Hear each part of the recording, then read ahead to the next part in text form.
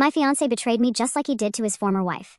But this time, he faced a reckoning that proved I was nothing like her. Surprise! Brittany's voice echoed through Murphy's hall the moment I walked in. She's standing in the center of the room, wearing my ivory wedding dress, arms spread wide like she's announcing a Broadway show. We're eloping tonight. My fiancé Richard stands frozen beside her, his face drained of color. Mom claps her hands together. Isn't this exciting, Susan? She looks so much better in white than you ever would. The words hit me while I'm still processing the sight of my sister twirling in the custom gown I saved 8 months to afford. The garment bags slipped from my hands and hit the floor with a dull thud. Inside those bags are the bridesmaid dresses I came to deliver for tomorrow's final fittings, my wedding that was supposed to happen in less than 24 hours. The hall's afternoon light streams through tall windows, illuminating every detail of my stolen dress. The hand-sewn pearl buttons, the delicate lace overlay that took 3 appointments, with the seamstress to perfect. The cathedral train I specifically chose because it reminded me of Grace Kelly's wedding photos. What did you just say? My voice comes out smaller than intended, barely audible over the blood rushing in my ears. Brittany stops spinning and faces me with that radiant smile she's perfected since childhood, the one that gets her out of trouble, gets her attention, gets her everything she wants. Richard and I are getting married tonight instead of you two tomorrow. Isn't it romantic? A real love story. The room tilts slightly. I grip the doorframe to steady myself, my eyes scanning the scene before me. This isn't some nightmare I can wake up from. This is actually happening in Murphy's banquet hall, the venue I booked 18 months ago, paid deposits for, dreamed about walking down the aisle in. She realized we belong together, Brittany continues, reaching for Richard's hand. He lets her take it, but his fingers remain limp, lifeless. We've been seeing each other for months now, haven't we, sweetheart? Richard's Adam's apple bobs as he swallows hard. Brittany, maybe we should what? She interrupts, her voice sharp for just a moment before returning to its syrupy sweetness. Tell everyone how we fell in love. How you couldn't resist me anymore?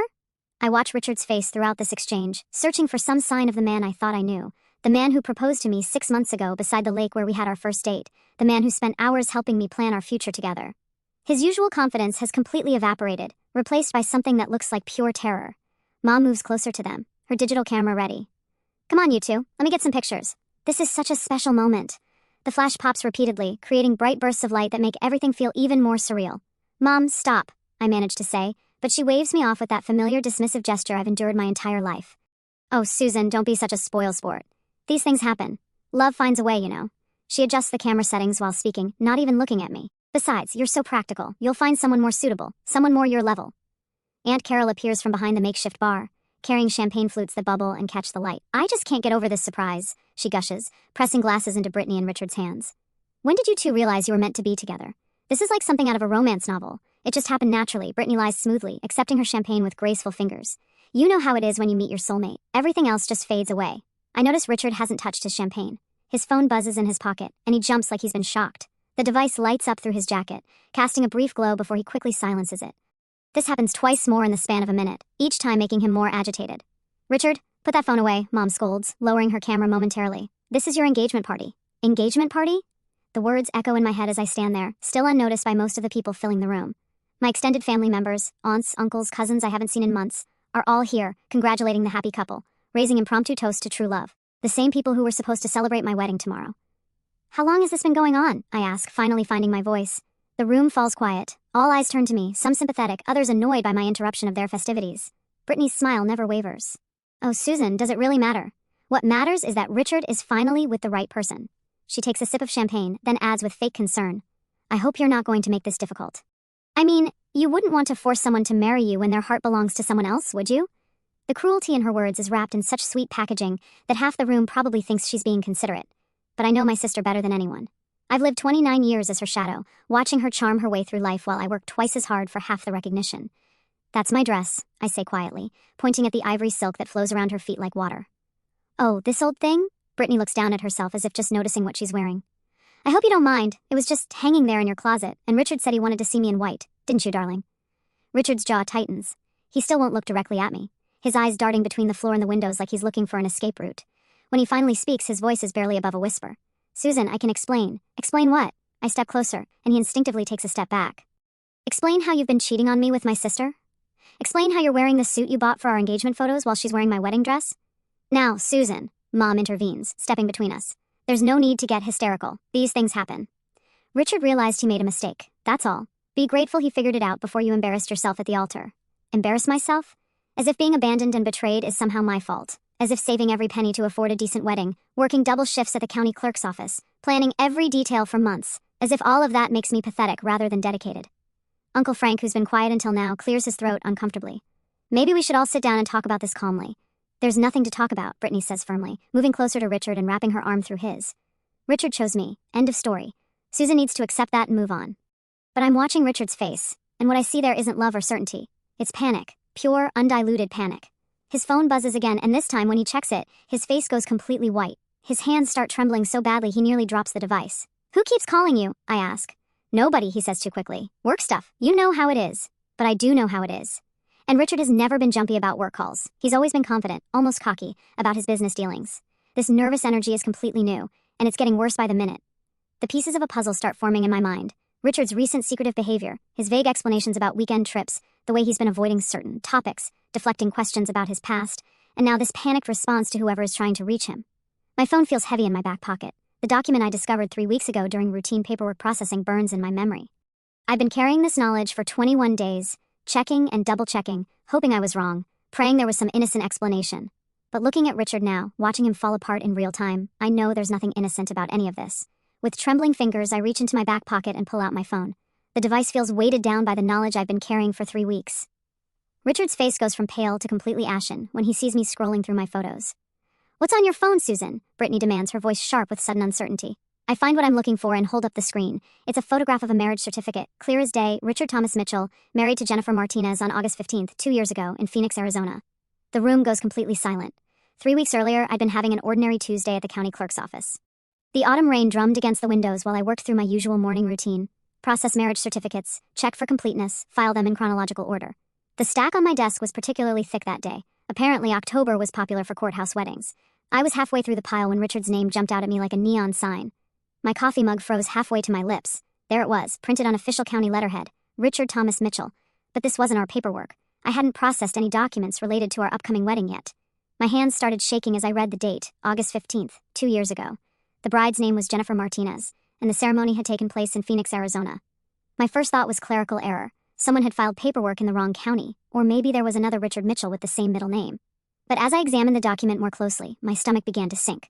His birth date matched perfectly. His parents, William and Margaret Mitchell, were listed as witnesses. The same parents who'd hugged me tight at Christmas dinner last year and told me how happy they were to welcome me into the family. The signature at the bottom was unmistakably his. I'd seen Richard sign checks, lease agreements, Valentine's cards. I knew the way he looped his R's and crossed his T's. I photocopied the certificate with hands that wouldn't stop trembling.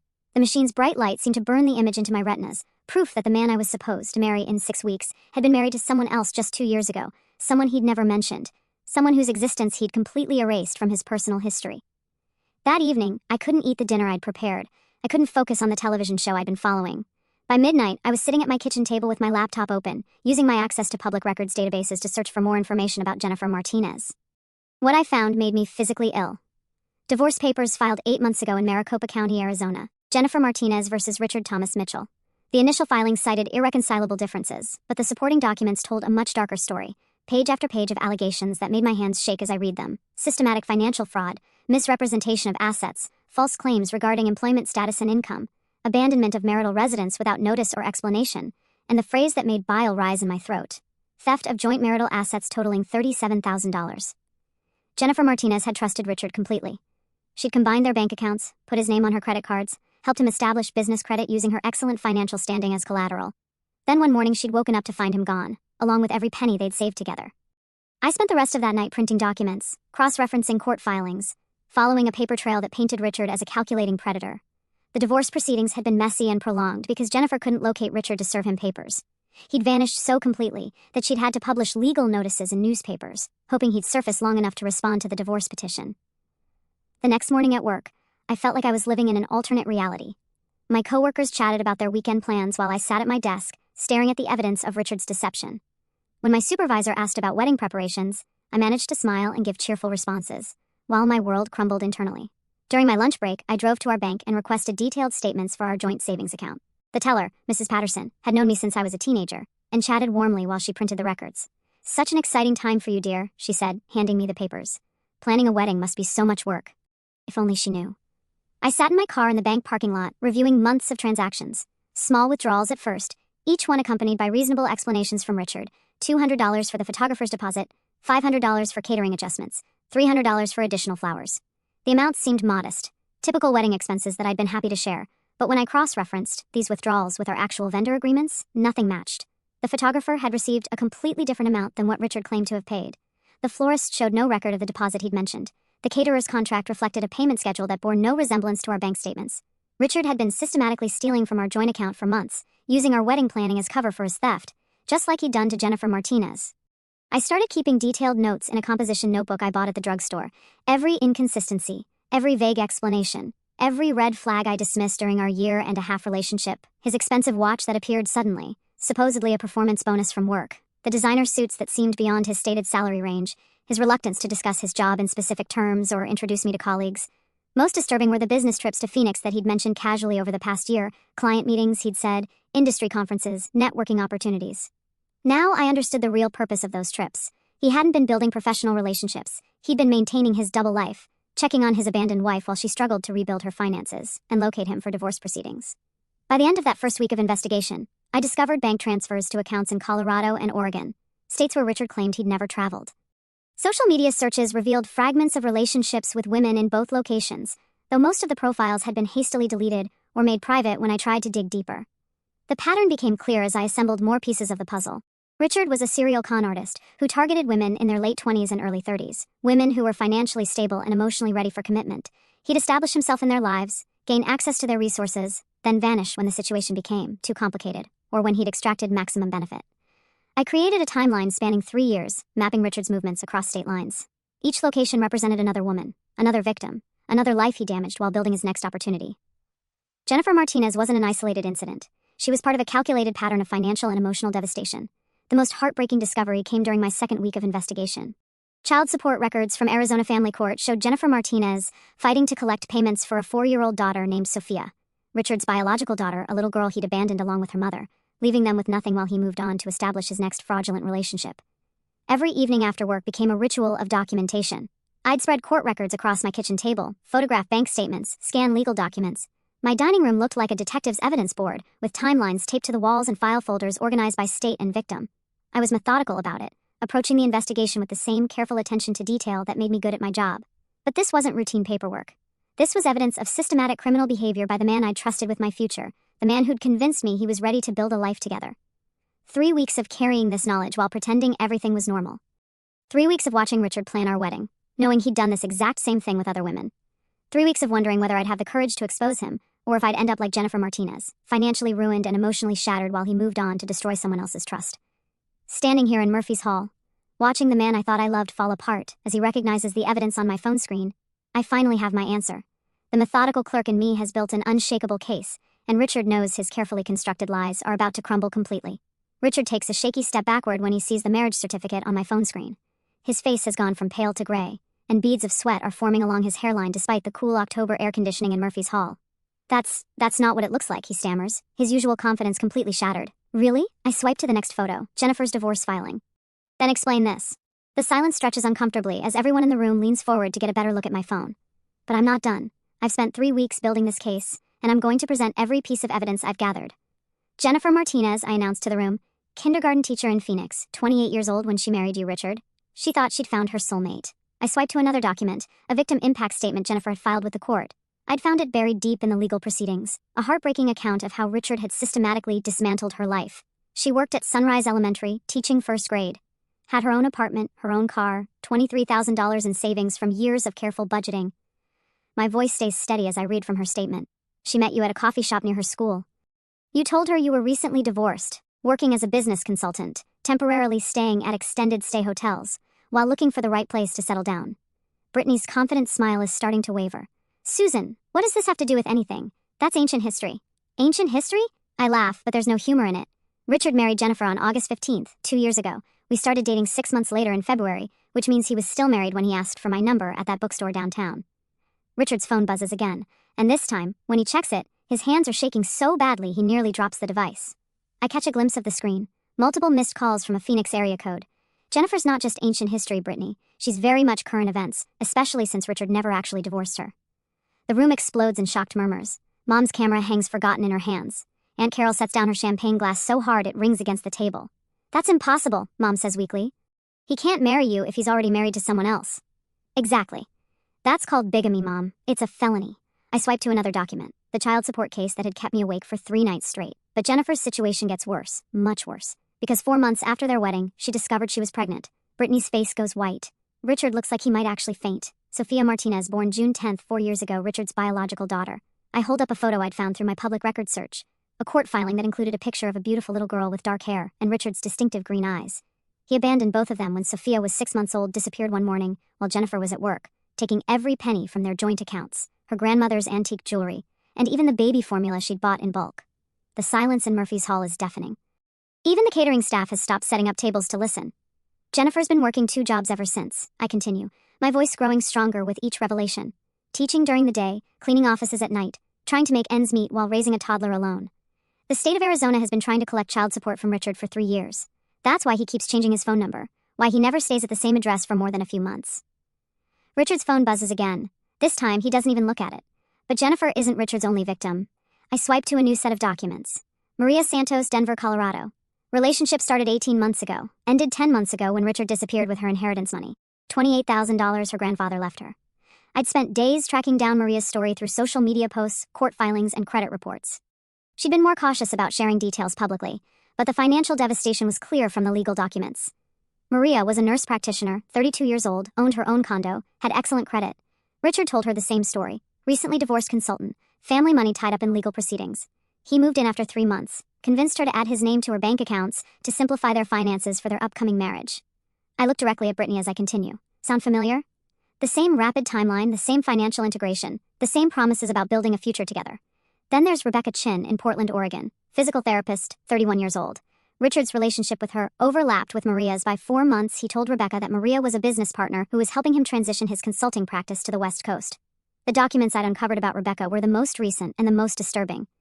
Richard had been with her until just 2 months before he'd proposed to me, which meant he'd been juggling 3 relationships simultaneously before narrowing his focus to me as his next primary target. Rebecca lost her car, her apartment deposit for a place they were supposed to move into together, and $15,000 in credit card debt that Richard ran up using cards he'd convinced her to get in both their names. I pause, letting that sink in. She filed a police report, but since he'd crossed state lines, it became a federal matter. She's still dealing with damaged credit and debt collectors. Richard slumps against the wall, his phone still buzzing incessantly in his hand. The confident, charming man I thought I knew has completely disappeared, replaced by someone who looks cornered and desperate. The pattern is always the same, I explained to my shocked family members. Richard identifies financially stable women in their late 20s or early 30s. Women who are emotionally ready for commitment, who have assets he can access, who trust easily because they're looking for genuine partnership. I turned to face Richard directly. You told each of us the same lies. Recently divorced, working in consulting, family money, tied up in probate court. You moved in quickly, gained access to finances, then created emergencies that required you to relocate for work. You promised to send for us once you were established in your new city. Brittany is staring at Richard with growing horror. Is this true? Are you really married to someone else? Richard opens his mouth, but no words come out. His phone buzzes again, and this time I can hear it clearly. A phone call from Phoenix area code 602. That's probably Jennifer, I say calmly. I contacted her yesterday and told her where you'd be today. She's been trying to serve you divorce papers for 8 months, but you keep running. She also mentioned something about child support enforcement finally tracking you down. The blood drains completely from Richard's face. But the most interesting discovery, I continue, savoring this moment after 3 weeks of carrying this horrible knowledge alone, is how you got to me in the first place. I turned to face my sister, who's suddenly looking very uncomfortable in my stolen wedding dress. Brittany, remember when you kept suggesting that Richard seemed distant? When you offered to talk to him, sister to sister, about wedding stress? When you convinced me he needed space to process his feelings about commitment? Understanding dawns on several faces around the room. You weren't helping me, were you? You were positioning yourself as his confidant, his emotional support during our relationship struggles. Struggles that you were actively creating. Brittany's mouth opens and closes like a fish out of water. You've been undermining my relationship with Richard for months, haven't you? Those casual comments about how overwhelmed he seemed, those suggestions that maybe we were moving too fast with the wedding planning. You were systematically planting seeds of doubt while presenting yourself as the understanding sister who really got him. The pieces of family manipulation are falling into place as clearly as the evidence of Richard's crimes. The question is, I say, looking between my sister and my fraudulent fiancé, did you know what he really was when you decided to steal him? Or are you just his next victim? Brittany's face flushes red as my question hangs in the air. The confident mask she's worn all evening finally cracks, revealing something raw and desperate underneath. Of course I didn't know, she snaps, but her voice wavers. How could I possibly know he was, what did you call it, a criminal? Really? I take a step closer, and she instinctively moves backward. Because you've been pursuing Richard for months, Brittany. Long before tonight's little performance. Mom quickly moves between us, her protective instincts kicking in for her favorite daughter. Susan, that's enough. You're being unnecessarily cruel to your sister. The automatic defense of Brittany, even now, even with overwhelming evidence of betrayal, ignites something inside me that I've kept buried for 29 years. Cruel? I turn my attention to Mom, and she actually takes a step back at the look on my face. Let's talk about cruelty, Mom. Let's talk about your role in all of this. I don't know what you mean, she says, but her voice lacks conviction. 3 weeks ago, when I was struggling with what I discovered about Richard, when I was trying to figure out how to handle this situation, I called you. Remember that conversation? Mom's face goes pale. Around us, the extended family members have formed a loose circle, like spectators at an accident scene. You told me I was being paranoid. You said successful men like Richard have complicated pasts, and that I should stop digging into things that weren't my business. I pull out my phone and swipe to a voice recording. Actually, your exact words were, maybe you should focus on being the kind of wife a man like that would want to keep. Press play. Mom's voice fills the hall, tiny but clear through my phone speaker. Susan, honey, you're overthinking this. Richard is a catch. Maybe instead of looking for problems, you should be grateful someone like him chose someone like you. The silence that follows is deafening. Several family members exchange uncomfortable glances. Someone like me, I repeat, looking directly at Mom. What exactly did you mean by that? I didn't, that's not how I meant it. How about 2 weeks ago, when I mentioned that I was concerned about some financial discrepancies? You told me to stop being so controlling, and suggested I let Richard handle the money decisions because men don't like women who question their judgment. Aunt Carol shifts uncomfortably. Patricia, you didn't actually say that. She did, I confirm. But here's the interesting part. At the same time I was calling Mom for support and advice, Brittany was already making her move on Richard. Isn't that right, Mom? The accusation hangs heavy in the air. Mom's mouth opens and closes without producing sound. Tell them about the coffee date, Mom. Brittany's eyes widen in panic. Susan, don't. 2 weeks ago, Mom invited Richard for coffee without me to get to know him better before the wedding. I look around the room at shocked faces, except she didn't invite him alone. She invited Brittany to a little family bonding session that I somehow didn't get invited to. Mom finally finds her voice. It wasn't like that. We just wanted... You wanted what? To give Brittany a chance to charm my fiancé? To see if she could turn his head away from the boring, practical daughter? You're twisting everything, Mom says, but her voice is weak. We were trying to help. Help who? Because it certainly wasn't me. I turn to address the entire room. For weeks, I've been getting advice from my mother to give Richard space, to stop being so needy, to let him breathe. Meanwhile, my sister was following that same advice in reverse, making herself available whenever Richard needed someone to talk to. Uncle Frank clears his throat. Patricia, is this true? Frank, it's complicated, Mom says. You don't understand the situation. Then explain it, I challenge. Explain how you encouraged Brittany to pursue my fiancé while telling me to back off and stop being paranoid about his behavior. The room waits for her response. When it comes, it's devastating in its casual cruelty. Brittany is just... She's always been the prettier one. Susan, more outgoing, more fun. Men naturally gravitate toward her. I thought if Richard was going to stray anyway, at least it would stay in the family. The words hit the room like a physical blow. Several people gasp audibly. Aunt Carol's champagne glass slips from her fingers and shatters on the floor. If he was going to stray anyway, I repeat slowly. So, you actively facilitated it. I was protecting you from getting hurt later, Mom insists. Better to find out now than after you were married, by encouraging my sister to steal him, by letting nature take its course. If he really loved you, he wouldn't have been tempted. The victim blaming is so casual, so matter-of-fact, that it takes my breath away. This is the woman who raised me, who was supposed to protect me, who should have been in my corner through the most devastating betrayal of my life. Brittany finally finds her voice. Susan, I was helping you. I could see he wasn't really committed. I was saving you from making a huge mistake. Saving me? I laugh, and the sound is harsh in the quiet room. You were saving me by wearing my wedding dress and announcing your elopement at my rehearsal dinner? I did you a favor, Brittany says, her mask completely gone now, revealing the entitled, selfish person she's always been. He was never really yours anyway. You're too serious for someone like Richard. Too practical. Men like him need someone who can keep up with them. Keep up with them? You mean someone willing to ignore massive red flags? Someone who wouldn't ask inconvenient questions about mysterious business trips and financial irregularities? Someone fun, Brittany snaps. Someone who doesn't turn everything into an investigation. Someone who knows how to just be happy instead of constantly looking for problems. The irony is breathtaking. She thinks she won the prize, completely oblivious to the fact that she's actually the next victim in Richard's pattern. Look around this room, Brittany. I gesture to our extended family, many of whom are staring at her in shock. Look at the evidence I've just presented. Richard is a criminal. He's committed fraud, bigamy, and child abandonment across multiple states. And your response is that you did me a favor by getting involved with him? You're exaggerating, she says.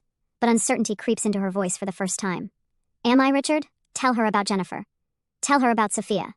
Richard, who's been silent through this family confrontation, looks like he wants to disappear entirely. His phone has stopped buzzing, but his hands are still shaking.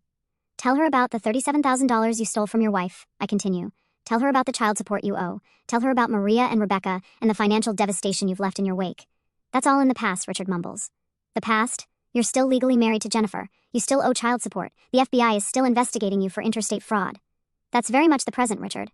I turn back to my sister. And you think you've won something? You think you've rescued the better man? Brittany looks at the wedding dress she's wearing, my dress, and for the first time tonight, doubt flickers across her face. Dad, who's been silent through this entire confrontation, finally speaks up.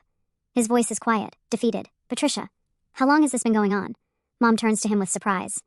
What do you mean? The favoritism? The manipulation? How long have you been playing our daughters against each other? It's the first time I've ever heard Dad directly address Mom's treatment of us. After 29 years of silence, he's finally asking the question that needed to be asked decades ago. I haven't been playing anyone against anyone, Mom protests. I love both my daughters equally. No, Dad says firmly. You don't. You never have. And tonight, watching you actively sabotage Susan's relationship to benefit Brittany, I can't pretend not to see it anymore. The room falls silent again. Extended family members who've witnessed years of this dynamic are finally seeing it acknowledged out loud. Cousin Janet, who's been quiet until now, speaks up. Aunt Patricia, we've all seen it. The different expectations, the different consequences.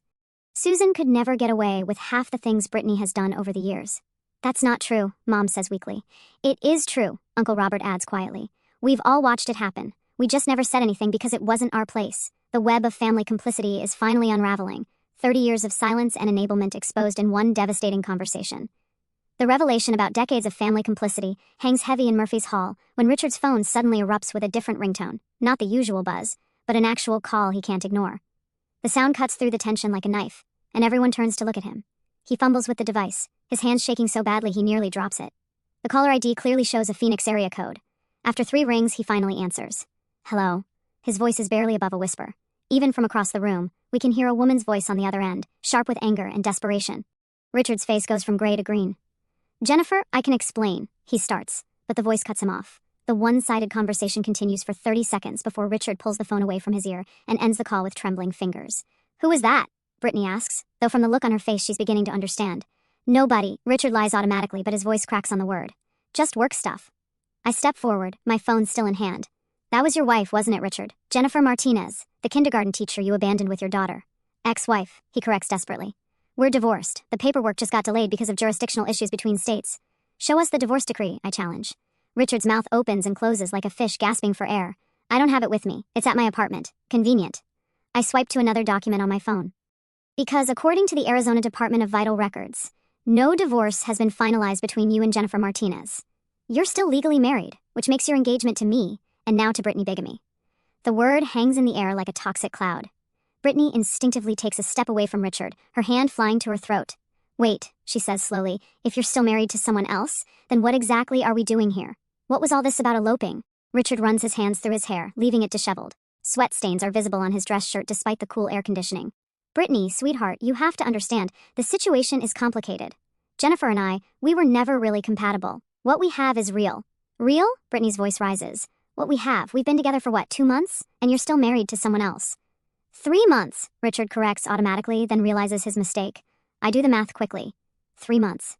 Which means you started seeing my sister in July, 2 months before you proposed to me. The timeline hits everyone in the room simultaneously. Richard wasn't just cheating on me with Brittany. He was cheating on both of us while still legally married to Jennifer.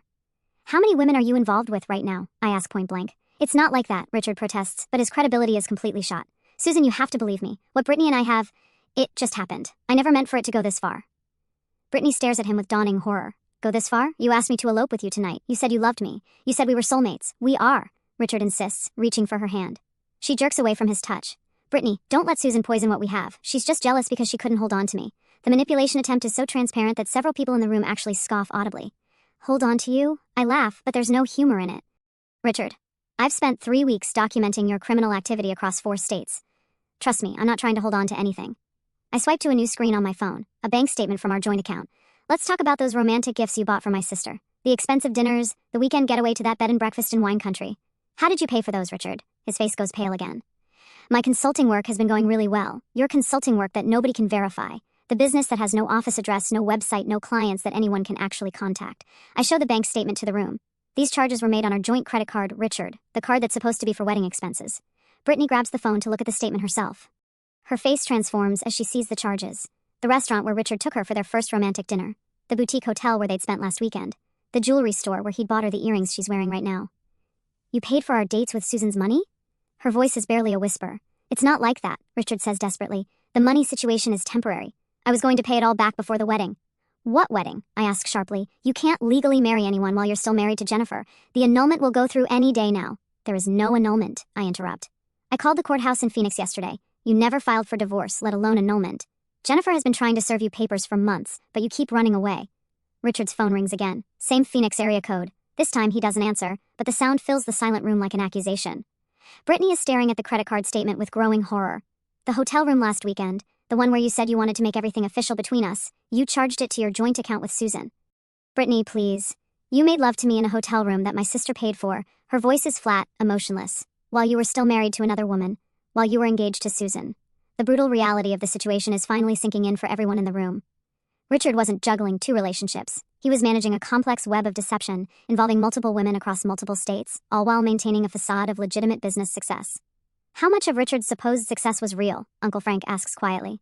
I pull up another document on my phone. According to the tax returns I found through public record searches, Richard's reported annual income for the past 2 years has been less than $30,000. Everything else, the expensive clothes, the nice car, the lavish dates, was funded by money stolen from the women he was manipulating. Aunt Carol sits down heavily in one of the banquet chairs. He's been living off other people's money this entire time. Jennifer's savings, Maria's inheritance, Rebecca's credit cards, our joint account. I look directly at Richard. You're not a successful consultant. You're a professional con artist who targets women for financial gain. Richard makes one last desperate attempt at damage control. Susan, you're taking everything out of context. Yes, I made some mistakes, but what Brittany and I have is different. She seduced me. She pursued me relentlessly. I was trying to find a way to break it off with her and come back to you. The lie is so outrageous that even Mom looks shocked. Brittany's face hardens. I seduced you? You're the one who approached me at the coffee shop. You're the one who said Susan didn't understand you. You're the one who suggested we keep meeting in secret. You were vulnerable, Richard says, switching tactics again. You were jealous of your sister's relationship. I was trying to be a good friend, and things got out of hand. The gaslighting attempt falls completely flat. Brittany may be many things, but she's not stupid. She can see the pattern now, the same manipulation techniques he's used on multiple women. You told me Susan was frigid, she says coldly. You said she was controlling and paranoid. You said she didn't appreciate you the way I did. He told Jennifer that his previous girlfriend was mentally unstable, I add. He told Maria that his ex-wife was abusive. Always the victim, always the innocent party being mistreated by unreasonable women. Richard's phone rings a third time. The sound seems to physically pain him now. When he doesn't answer, it goes to voicemail. But we can all hear Jennifer's voice in the brief moment before he quickly silences the device. Answer it, I command. I can't, he whispers. She's going to ruin everything. Everything's already ruined, Brittany says flatly. You ruined it the moment you decided to lie to all of us. Word of tonight's revelations is already spreading beyond Murphy's Hall. I can see Cousin Janet texting on her phone, and Uncle Robert has stepped outside to make a call. In a small town like ours, news travels fast, and Richard's carefully constructed reputation is about to crumble completely. The double doors at the back of Murphy's Hall swing open with a soft whoosh, and every head in the room turns toward the sound. A woman stands silhouetted in the doorway, petite, dark-haired, wearing jeans and a simple blue blouse that speaks of practicality over fashion. She carries a thick manila folder against her chest like armor. Jennifer, Richard breathes, and the blood drains completely from his face. Jennifer Martinez steps into the room with quiet determination, her eyes scanning the crowd before settling on Richard. There's no dramatic fury in her expression, no theatrical anger. Instead, there's something far more powerful, the focused resolve of a mother who has driven 16 hours straight to protect her child. Hello, Richard, she says simply. Her voice carries clearly across the silent room. We need to talk. Richard takes a step backward, bumping into one of the banquet tables. His hands are shaking so badly now that he can barely hold his phone. Jennifer, this isn't a good time. We're in the middle of a wedding. Jennifer's gaze takes in the decorations, the family gathering, and finally settles on Brittany in the ivory dress. How interesting. I wasn't aware you'd gotten divorced. The question hangs in the air like a challenge. Every person in the room understands the implication. We talked about this, Richard says weakly. The lawyer said, We never talked about anything, Jennifer interrupts, her voice remaining calm but gaining steel. You disappeared. One morning I woke up and you were gone, along with $37,000, my grandmother's wedding ring, and the college fund I'd been building for Sophia since she was born. The name Sophia hits the room like a physical blow. Several people gasp audibly. Brittany's hand flies to her mouth. You have a daughter? Aunt Carol asks, looking between Richard and Jennifer. Jennifer opens her manila folder and pulls out a photograph.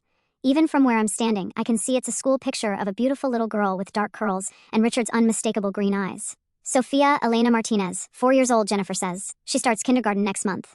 Her voice wavers slightly when she talks about her daughter, the only crack in her composed facade. She's been asking why her daddy never visits, why he never sends birthday cards, why we had to move out of our apartment and into a one-bedroom place above the laundromat. Richard slumps against the table, unable to meet anyone's eyes. Jennifer, please, not here, not like this. Not here? Jennifer's composure finally shows a flash of anger. You mean not in front of your new family? Not in front of the woman wearing what I assume is supposed to be your wedding dress? She turns to address Brittany directly. I'm sorry to interrupt your celebration, but this man owes my daughter 3 years of child support, $1,700 a month, that was supposed to cover her housing, her food, her medical care. Brittany stares at the photograph in Jennifer's hand, her face pale. Medical care? Sophia has asthma, Jennifer explains matter-of-factly. Severe asthma that requires daily medication and frequent doctor visits. The insurance I can afford through my teaching job covers the basics, but the specialist treatments. She trails off, then shakes her head. I've been working 2 jobs for 3 years trying to cover what Richard was court-ordered to pay. The practical, devastating reality of Richard's abandonment settles over the room like a heavy blanket. This isn't about romantic betrayal or hurt feelings. This is about a child who can't breathe properly, because her father chose to spend her medical money on romantic getaways with other women. I didn't know, Brittany whispers. I didn't know about any of this. Of course you didn't, Jennifer says, not unkindly. Richard is very good at compartmentalizing his lies. I didn't know about Susan until she called me yesterday. I didn't know about Maria in Colorado until the private investigator I hired tracked down his pattern of movement. She pulls more documents from her folder, official-looking papers with court seals. I've been trying to serve Richard divorce papers for 8 months. His last known address was a P.O. box in Denver that he abandoned 6 months ago. Before that, it was an apartment in Portland that he left in the middle of the night, owing 3 months' rent. Uncle Frank steps forward slightly. Ma'am, what exactly is the legal situation here? Jennifer looks at him with appreciation for the direct question. Richard and I are still legally married. We never divorced because he disappeared before the proceedings could be completed. Any marriage ceremony he participates in would constitute bigamy, which is a federal crime when it crosses state lines. She turns back to Richard, who's now sitting heavily in one of the banquet chairs. But that's not why I'm here. I'm here because the state of Arizona finally got a lead on your location, and I drove straight through from Phoenix to make sure you couldn't run again before the authorities arrive. Richard's head snaps up. Authorities? Child support enforcement officers will be here within the hour, Jennifer says calmly. Crossing state lines to avoid child support payments is a federal offense. So is using false identities to obtain credit, which I understand you've been doing based on what Susan told me about your financial activities here. She pulls out another document. This is a warrant for your arrest issued by the state of Arizona 3 months ago. It's been sitting in the system waiting for someone to locate you. The room goes deadly quiet.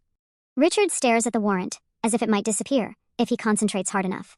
I also spoke with Maria Santos yesterday, Jennifer continues. She's flying in from Denver tomorrow morning to file additional charges related to the money you stole from her grandfather's inheritance. And Rebecca Chin from Portland is driving down tonight. Apparently, she's been working with a federal prosecutor about your credit card fraud schemes. Each revelation hits like a hammer blow. Richard isn't just a cheating fiancé or a deadbeat father. He's a career criminal, with victims across multiple states who are finally connecting to compare notes. Brittany has been silent through Jennifer's methodical presentation, but now she speaks up, her voice barely audible. The money he spent on me, the dates, the hotel rooms, the gifts, was that supposed to be for your daughter? Jennifer looks at her with something like pity. Some of it, yes. The child support payments he's missed over the past 3 months would have covered Sophia's new school clothes, her asthma medications, and the deposit for a better apartment closer to her school. The weight of complicity settles on Brittany's shoulders like a physical burden.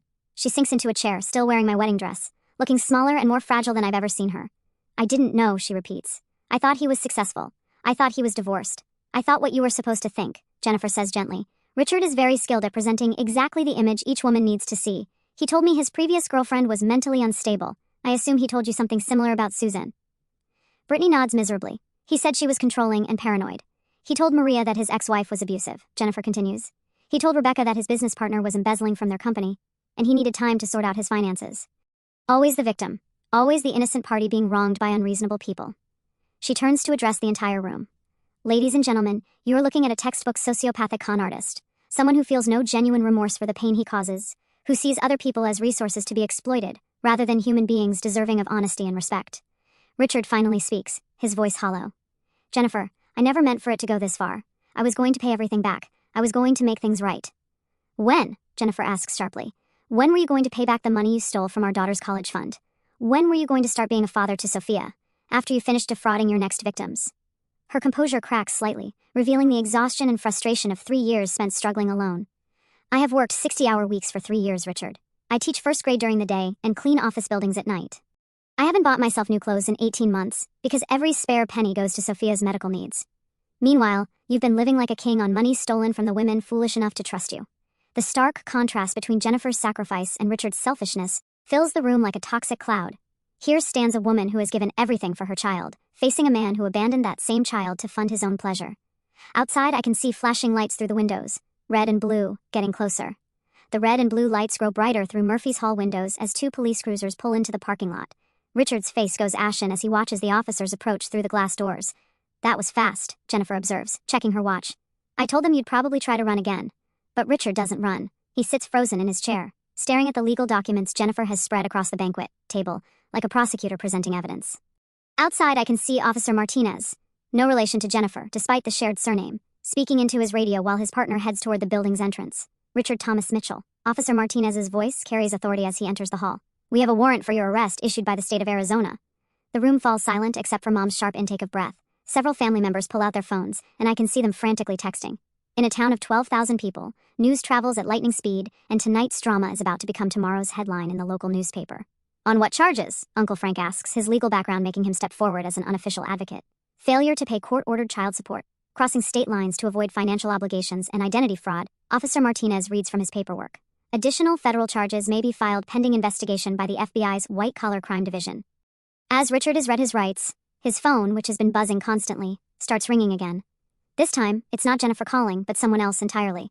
Officer Martinez answers it as evidence. Richard Mitchell's phone, he says professionally.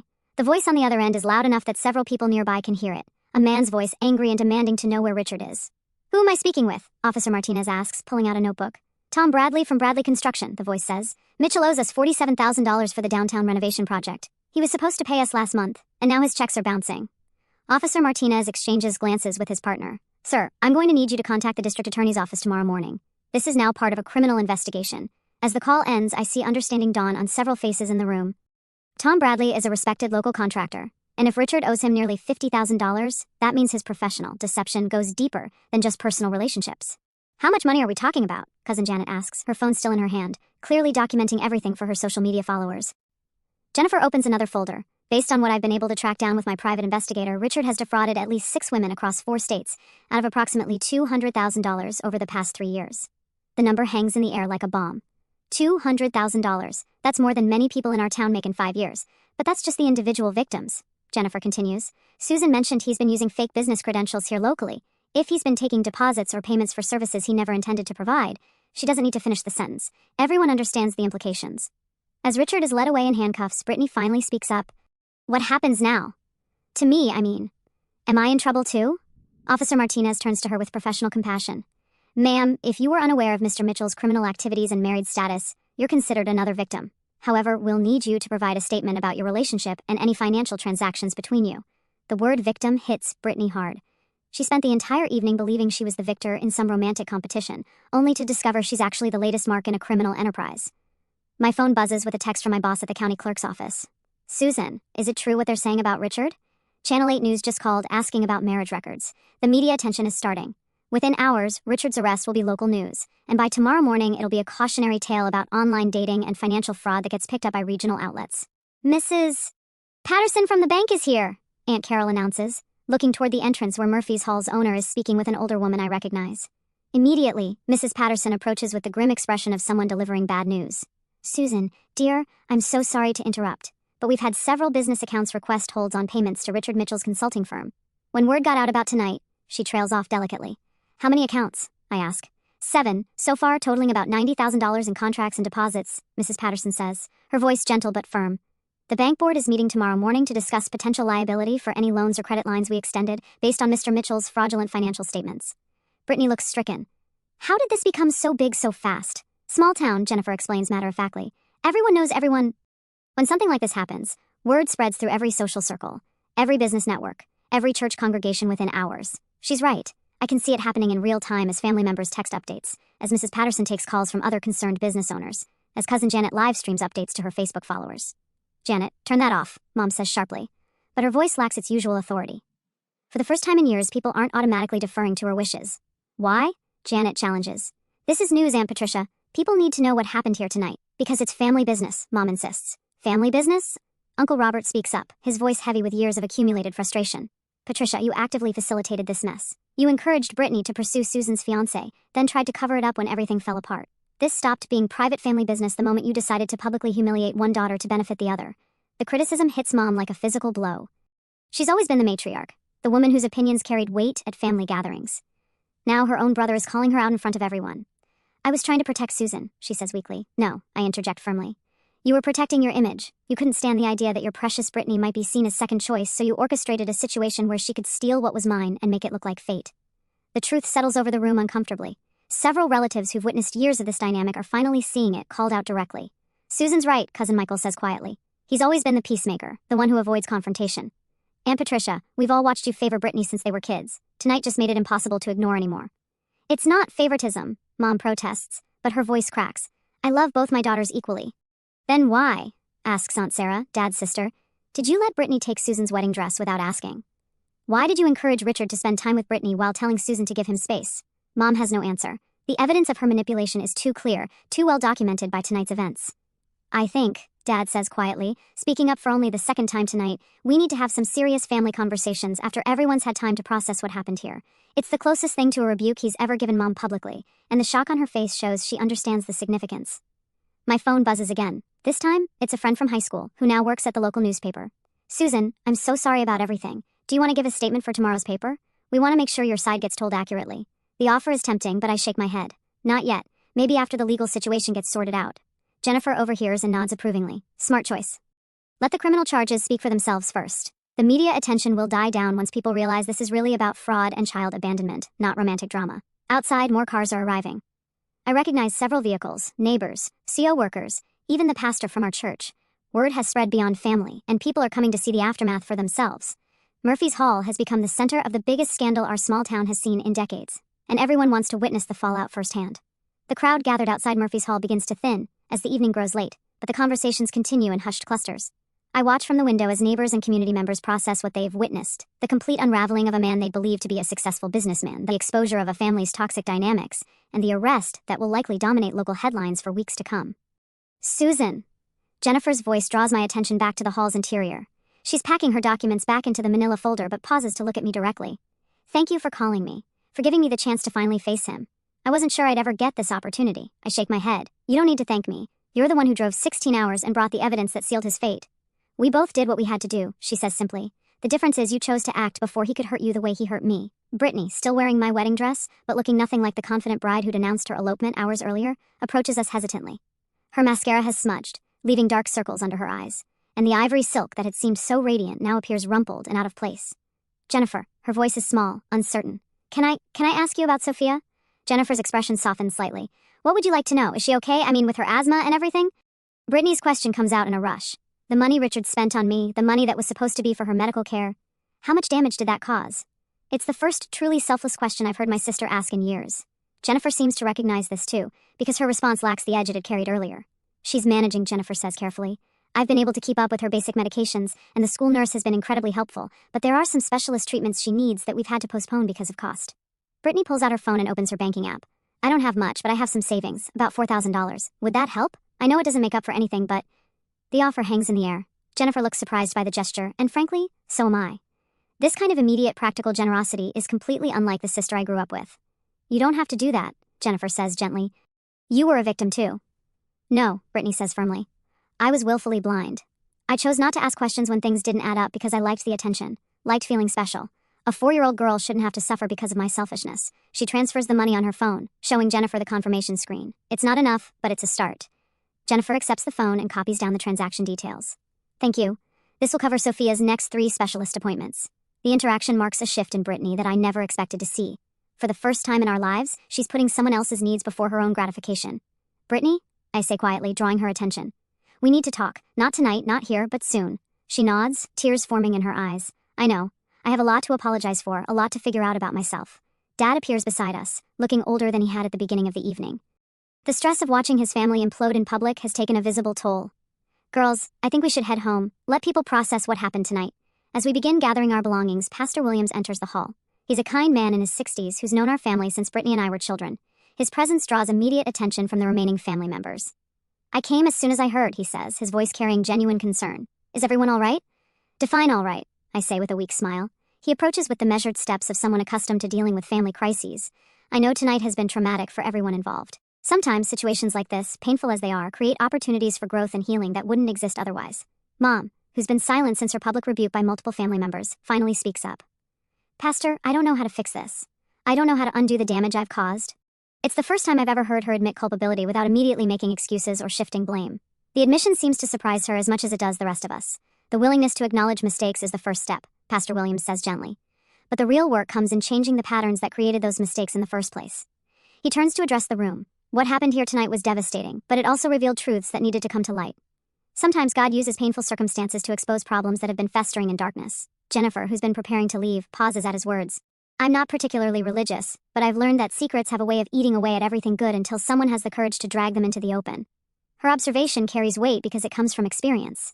She's lived with the consequences of Richard's deceptions for 3 years, and her perspective adds gravity to the pastor's more abstract spiritual guidance. What happens now? Cousin Janet asks. She's finally put away her phone, recognizing that some moments are too significant for social media documentation. Now we do the hard work, I answer. Richard faces legal consequences. Mom, Brittany, and I figure out how to rebuild relationships that were damaged long before tonight. Our family learns how to function without the toxic dynamics that allowed this situation to develop. Dad steps forward, his voice stronger than it's been all evening. I owe everyone here an apology, especially Susan. I've watched problematic behavior for years, and said nothing because I was afraid of conflict. My silence enabled the favoritism and manipulation that culminated in tonight's humiliation. The admission is stunning. Dad has spent decades avoiding confrontation, maintaining peace at any cost. To see him finally acknowledge his role in our family's dysfunction represents a seismic shift. We all played a part, Uncle Frank says quietly. Those of us who witnessed the unfair treatment and said nothing because it wasn't our place. We were protecting our own comfort while Susan suffered in isolation. The circle of accountability expands as family members begin acknowledging their complicity in patterns they'd previously ignored. It's uncomfortable but necessary, the kind of reckoning that can either destroy a family completely or provide the foundation for genuine healing. I want to start therapy, Brittany announces suddenly. Real therapy, not just talking to friends or mom. I want to understand why I behaved the way I did, why I felt entitled to take what wasn't mine. The declaration surprises everyone, including me. Brittany has always resisted anything that might suggest she needed to change or improve herself. I think that's wise, Pastor Williams says. Sometimes, the most painful experiences teach us the most important lessons about ourselves. Jennifer checks her watch. I should head back to Phoenix. I have to work tomorrow, and Sophia is staying with my neighbor. As she prepares to leave, she turns to me one final time. Susan, what you did tonight, the investigation, the courage to expose the truth, you saved other women from going through what we went through. Don't let anyone minimize that. Her words settle into my chest like a warm glow. For months, I've questioned my own judgment, wondered if I was being paranoid or controlling. Tonight proved that my instincts were not only correct but potentially life-saving for future victims. Take care of yourself, I tell her, and give Sophia my love, even though we've never met. I will, she promises. And Susan, don't let this experience make you afraid to trust again. Not everyone is Richard. As Jennifer leaves, carrying her folder of evidence that finally brought justice to a man who evaded consequences for years, I feel something I haven't experienced in months: hope. The wedding dress incident that began as the worst betrayal of my life has transformed into something else entirely. A catalyst for truth, accountability, and the possibility of authentic relationships built on honesty rather than manipulation. Standing in Murphy's Hall, surrounded by the wreckage of lies and the promise of new beginnings, I realize that sometimes, losing everything you thought you wanted is the only way to discover what you actually need.